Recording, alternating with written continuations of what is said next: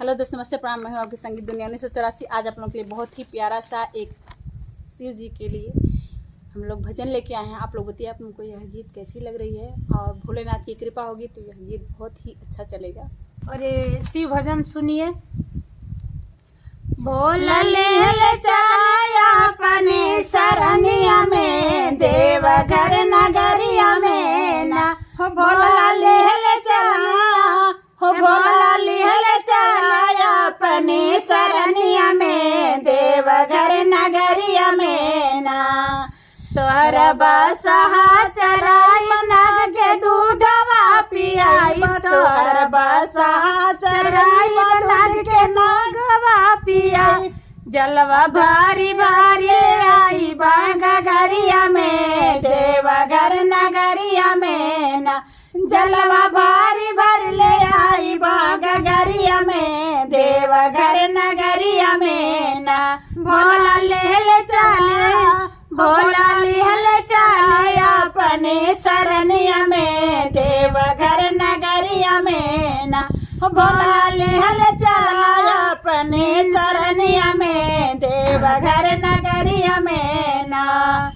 तोहर आंगना बहर तोहर आसना लगाई, तोहर आंगना बहर तोहर आसना लगाई।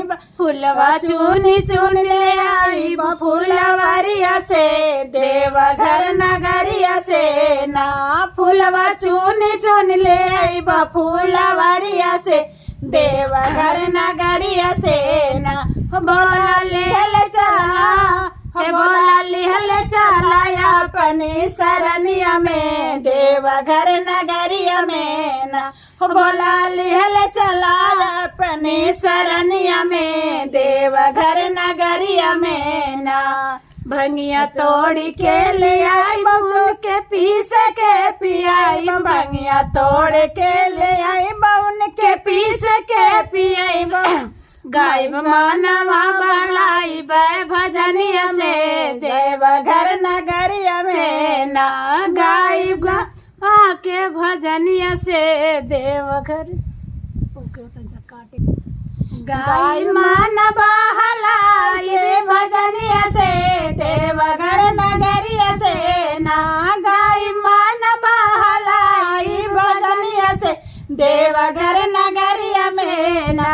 भोला ले चले, भोला ले चलाया अपने सरनिया में, देवघर नगरिया में ना। भोला ले चला, भोला ले चलाया अपने सरनिया में, देवघर नगरिया में ना।